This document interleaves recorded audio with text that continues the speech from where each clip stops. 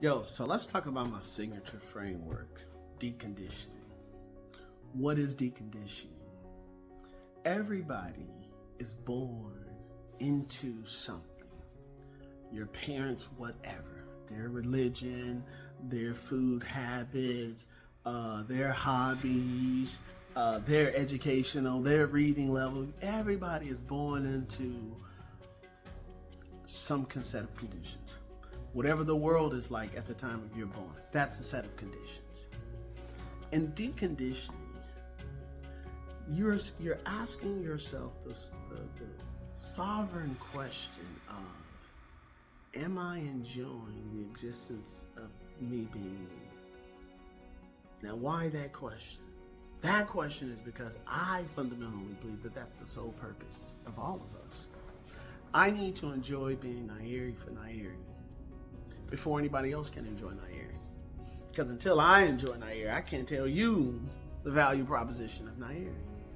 Now, we've all had to perform. We've all worn masks. We all wear masks. Folks still have masks on. Deconditioning is recognizing that you don't have to wear those masks. That you being you for you, that's your gift to this entire ecosystem. And so in deconditioning, the first phase is excavation. And in excavation, you're getting curious and you're asking yourself questions and you're asking why. And you're being open to where the practices you use in asking yourself your why, right? Are you writing it down, right? You may go through a different process of that. Maybe your contemplation, you're setting some time aside and you're out in the wilderness or whatnot. Or maybe you do, hey, while I'm jogging, whatever you do by however, sort of path you get there, and honoring that process, right? You start to take yourself through sort of this curiosity. And ultimately, you end up going back as far as you can remember.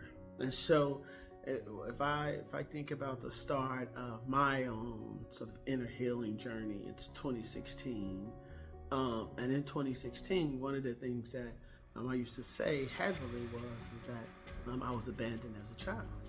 And so what that meant at the time is that it was the word I used to describe not being raised by my mom. Well, the first 7 years of my life, we were homeless in Chicago. And then I got shipped up, moved to Arkansas to stay with my grandparents.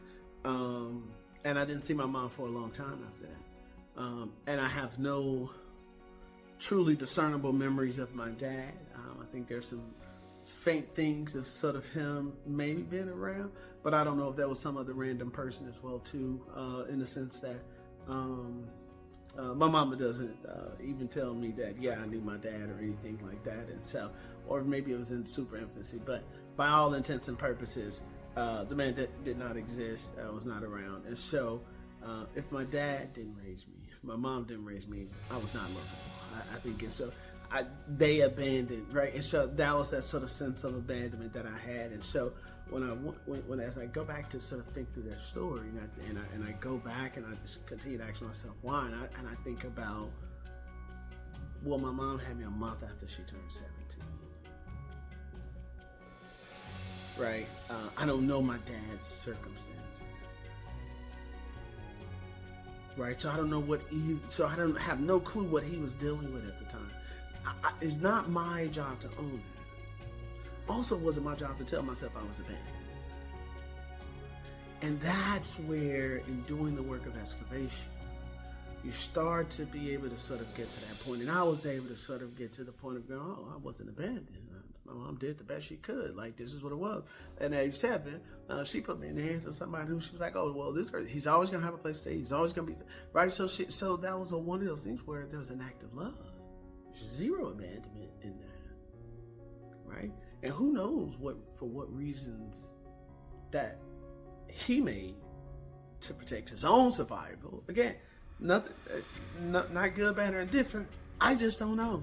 So again, whether or not I'm not abandoned, right? And so that's where excavation is.